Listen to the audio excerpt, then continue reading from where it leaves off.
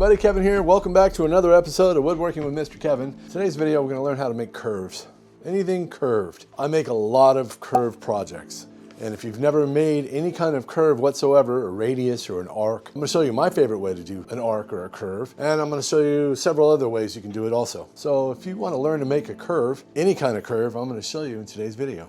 So back when I was very young, I used to make a lot of square things. You get to make all the drawers, you get to make all the face frames, you get to make all the doors, you even get to learn how to raise panels and put doors together. Then you started learning how to do finger joints and all these other things. The curves came later because curves are a little bit up here. So I'm going to go through some of the curved things I have just sitting out here in my shop. The job we're working on now has arched rails, side rails and front rails, and also has a little curve or an arch or whatever you want to call it, an arc in the mitered legs. So making this radius right here, I wish I would have known the secret to doing this back when I was in my 20s. That would have saved me a lot of headache because I did it basically the wrong way. Here's some of the stuff I started out with. Little drafting circles like this. Sometimes if you want to draw something curved, well, that's great, but it's only going to be 8 inches around. This works, and this is good for drawing and getting ideas. You can also make a little arch here, flip it over and go the other direction. So these are important to have. You should have them in your shop at all times. The second I used to use a lot are French curves like this. I use these a lot. You can tell by all the tape. I used to put a point here and come down with a curve and put another point, and then I'd draw on it what it was so I could duplicate it on the other side when I flipped it over, rights and left, right? So French curves. You can look them up on Amazon. It's really helpful. And last but not least, I have all these circle templates, right? That goes from 3 inches down to like something you can't even see anymore. That'll only take you so far. You can only put a little somewhere in between something, and they're handy dandy to have. You should have them in your shop, I would say. I don't have an affiliate link because I don't sell stuff. I'm not a shill tuber. I just tell you what I think is necessary to have. These piles of plastic here probably cost me 40 bucks over the years. Those are all the ones that are just out in my shop. There's more in my office, I'm sure. And the next really good thing to have in your shop is a set of Trammel points like this. I don't know who makes these. You can look online. You can find them anywhere. Trammel points.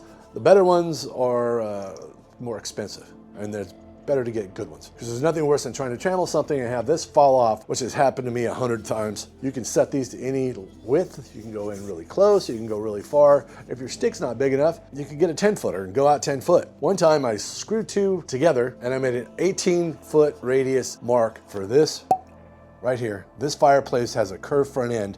That's something ridiculous. It's like a 200-foot radius. What? I don't know what it is.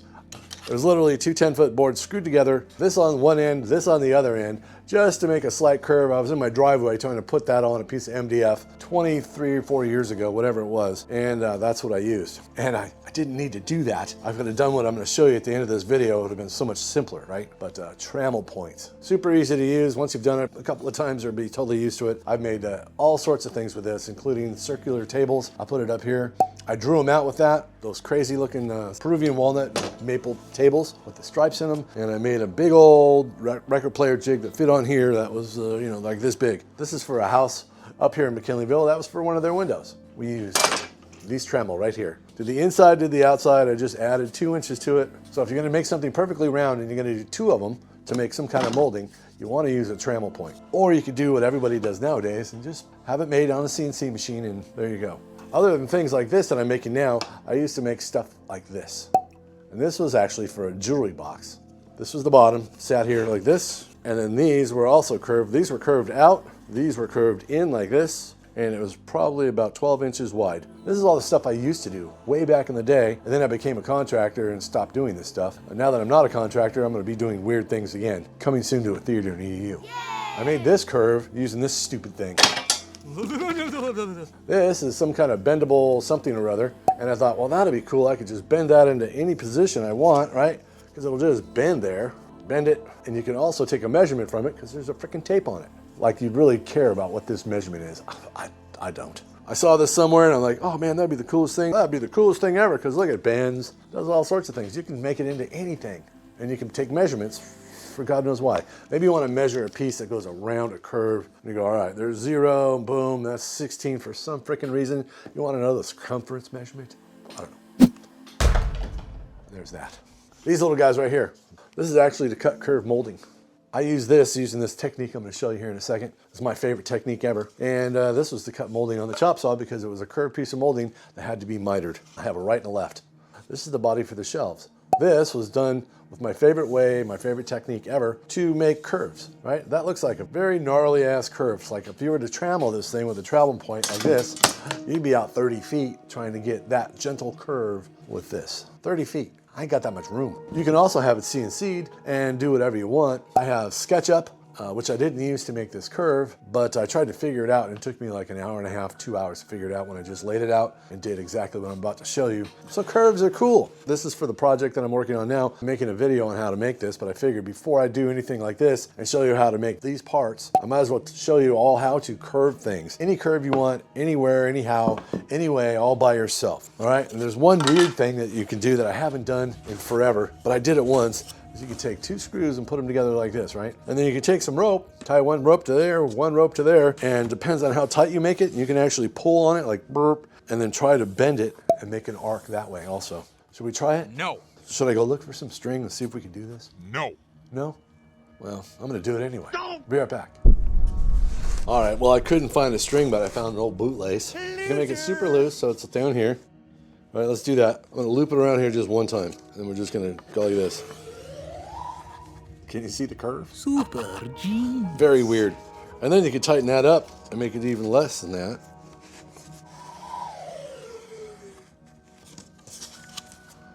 See that one?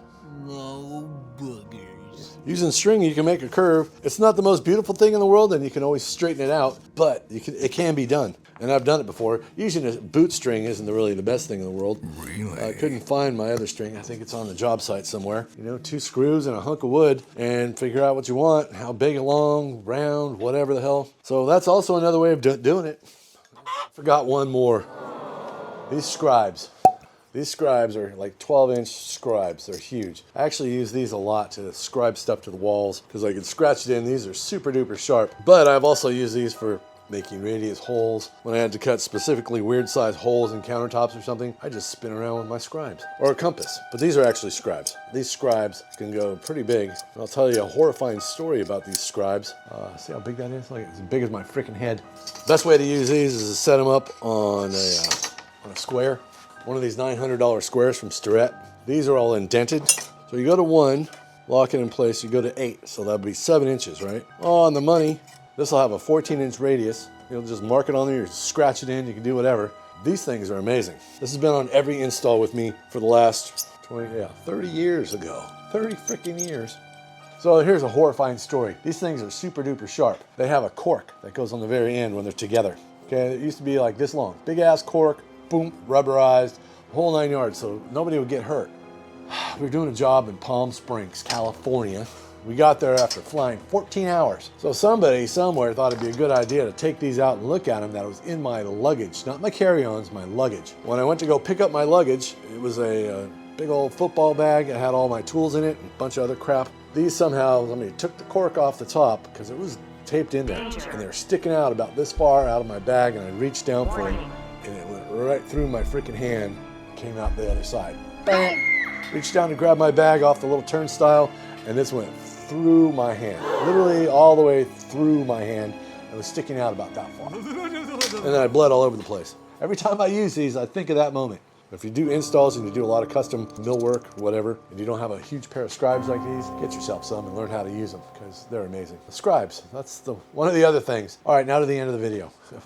Sorry about that. But my favorite thing of all times is what I'm going to show you next. And if you've paid attention to my other videos, you've seen me do it before. It's this 4-foot long rule that I got at Harbor Freight for $5. This is one of my favorite tools. That's how I made this thing right here. It's barely curved, but it's easily done when you just barely bend something. I'm sure you got stuff in your house you could bend, burp, just like that. A Hot Wheels track would work, right? You can bend it a lot. You can bend it a little bit. You can bend it really a little bit. I use these all the time. And you know, they pretty much go back. I mean, they're a little crooked, but who cares? For $5, you can buy a dozen of these things, bend the crap out of them, and just be happy as hell.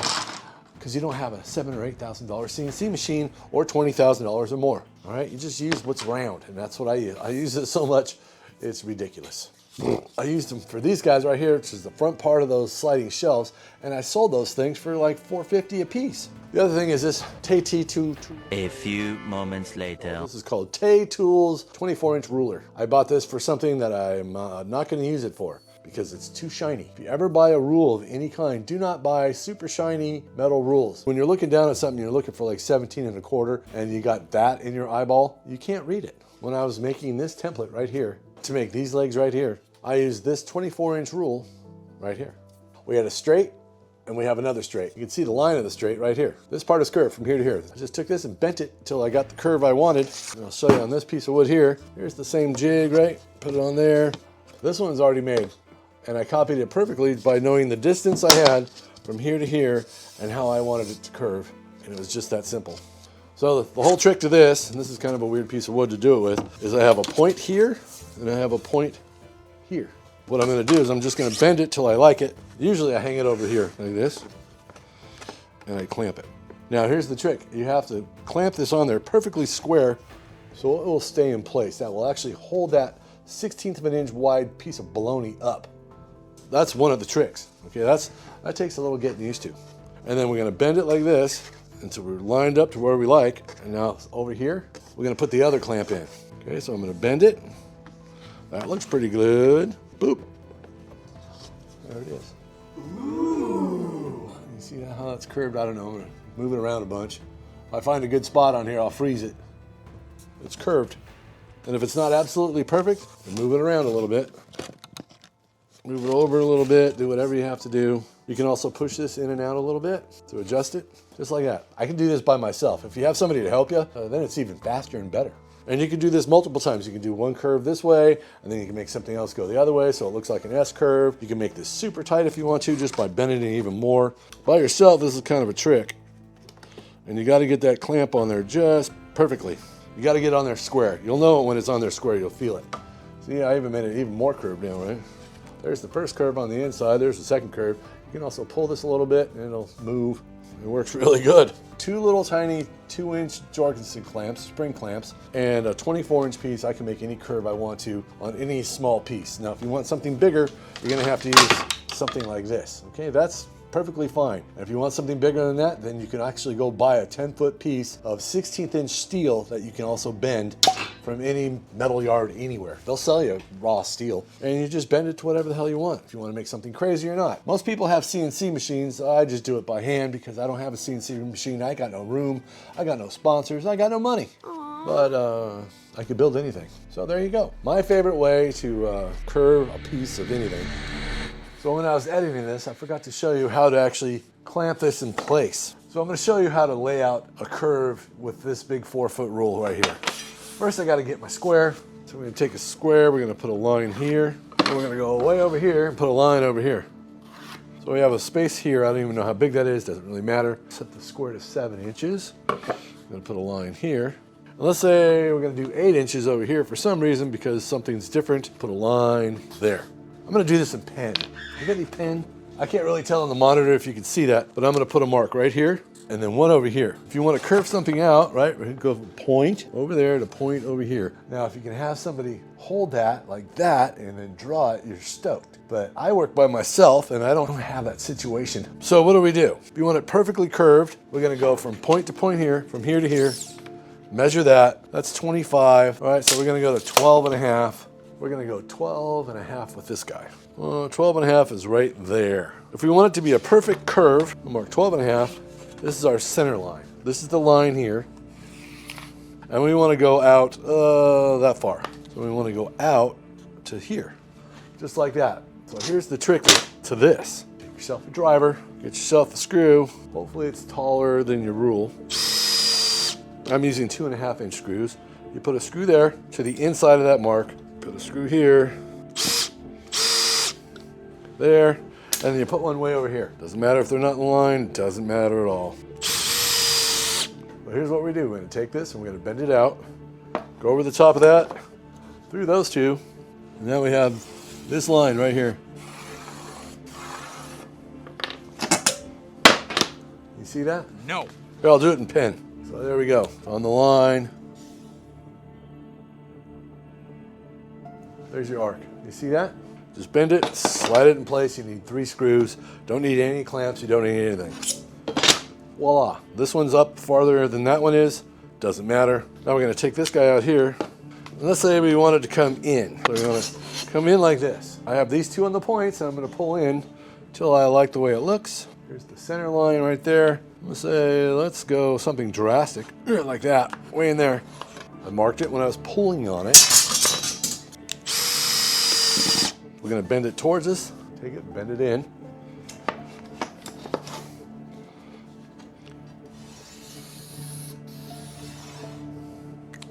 Okay, so we have the curve the way we like it. We just bend this in, pull it out, and there it is. You have a concave and convex curve. Perfectly round, perfectly beautiful. And that's the way to use these big 4-footers. Center line just helps you get it more curved. Okay, if your center line was, if you wanted it over here, you can do that also. I'm just gonna put a mark here. Then I'm gonna take this guy out and I'm gonna put it over here. So we've offset where this is. We could actually move this even more, but right now we're just gonna go with what it is. All right, so just so I can show you the difference. Okay, see the red now? The red's inside, so it's not centered anymore, it's over here. And if you want to pull this out even farther, it'll even make a weirder shape. So instead of having something perfectly curved, you can have it offset, you can have it kind of tapered. I'm gonna put it way over here now. Okay, right there, way out of whack. You can make anything you want. Put it to the inside, boom, or the outside. Let's do the outside again. Okay, see that? It's just done with this. Now you got to rebend them back a little bit, get them kind of straight again. You can do the same with this little guy too. Okay, same thing. You just got to put a screw wherever. You can make any kind of curve you want. You got screws and you don't have clamps. Just got to make sure your screws are taller than this. These are 2.5-inch screws. This thing's like 1.5 inches. Now you know how to make any kind of curve with the big 4-footer and the 2-footer. So there you go, convex, concave, and cattywampus. You can make any curve, any angle you want with this guy right here and a couple screws. Sorry for the background noise, it's raining sideways. On with the show. I showed you every damn way I know how to curve something except for using a CNC machine, which I don't have. So I do have a laser engraver, one of those X-Tool laser engravers that cost $1,000. I bought one of those a while ago. And it cuts through 1/4 inch like this, no problem. And you can make templates that way too. So you can make like an S curve. As long as it's less than 36 inches long, I can make one because I think mine's 36 on the inside. You can get any curve you want, whether the arch is up here and it goes down, or it's perfectly in the middle, or it's off to one side or whatever. It could be cattywampus, it could be right down the middle. It could be itty bitty, it could be huge. So I went from a jig like this to a piece like this. You'll see that coming up shortly. Made this the best I could possibly make it. Edge sanded it, made it all smooth, checked all the squareness of it all, boom. I transferred this to here, and it says this side up, and this has this side up. So I took these, both sides up, and put them together with speed tape. I flesh trimmed off the bottom jig here. I took it off, and then I sanded this up, made it even better. And then I transferred that onto here, like 10 times. And you can see the hole in the back from the jig, because I just used screws, because I didn't really care, because you can't really see the holes, because they're in the back. Starts from a simple little thing like this, winds up into something like this that you use. Here's a picture of all the ones I have sitting over here. They're all similar. I have mitered legs and I have straight legs. But now you know how to make any kind of curve, little curve, a couple of straights, good to go. You don't need a CNC machine. It helps if you have a CNC machine and you can pay somebody. I can do it myself. It doesn't take any time whatsoever. I could draw any curve in probably 5 or 10 minutes if I'm by myself, not having to record everything. So, all right, well, I hope that was helpful. And if it was, let me know down below. If you have any questions, comment below and tell me. But there it is. There's a part that I'm gonna make in an upcoming video. Here's the other part. This is actually what I'm making a video about, making a mitered leg, and it has all the same parts, right? Well, there's all the ways I know how to curve stuff. All right, everybody, thanks for watching. We'll see you next time right here on Woodworking with Mr. Kevin. That's me. You have an awesome day. Go outside and play. Hug somebody you love. Be safe out there, and I'll see you next time right here on Woodworking with Mr. Kevin. I just said that. Super genius. All right, here we go. Oh, I didn't disappear that time because I'm getting flushed down the toilet. Ready? No boogers. Subscribe now.